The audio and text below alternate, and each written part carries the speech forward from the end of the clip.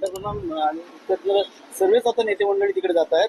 एकंदरीत मोठ्या प्रमाणात महाराष्ट्रातील देखील लोक आहेत, त्यांच्याकडे देखील आता मदतीचा हात पुढे करणारे अशा प्रकारचा महाराष्ट्र. आणि यामध्ये झालेली घटना कालची एअर इंडियाच्या विमान अपघाताची अतिशय दुर्दैवी आहे आणि सगळ्यात मोठी दुर्दैवी घटना घडली आहे. यामध्ये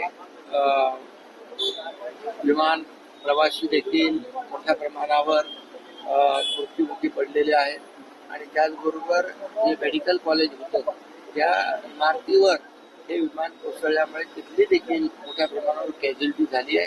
ती अतिशय दुर्दैवी आणि दुःखद वेदनादायी घटना आहे आणि स्वतः देशाचे प्रधानमंत्री नरेंद्र मोदीजी, गृहमंत्री अमित शहाजी अनेक सर्वजण त्या ठिकाणी स्वतः पोहोचलेत, आढावा घेत आहेत आणि त्याचबरोबर माजी मुख्यमंत्री विजय रुपाणी यांचं देखील दुःखद निधन त्यामध्ये झाले आणि महाराष्ट्रातील देखील काही प्रवासी किंबहुना विमानामध्ये काम करणाऱ्या क्रू यांचा देखील दुर्दैवी मृत्यू झालेला आहे.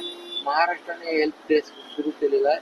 मी स्वतः मुख्य सचिवांशी बोललो आणि त्या बाबतीमध्ये देखील महाराष्ट्र शासनाच्या वतीने देखील त्यांच्या नातेवाईकांना जे जे काही सहकार्य पाहिजे ते देत आहेत. मुख्यमंत्री महोदय स्वतः त्यामध्ये जातीत लक्ष घालून या ठिकाणी सर्व याच्यावर लक्ष ठेवून आहे. त्यामुळे झालेली घटना अतिशय दुर्दैवी आहे.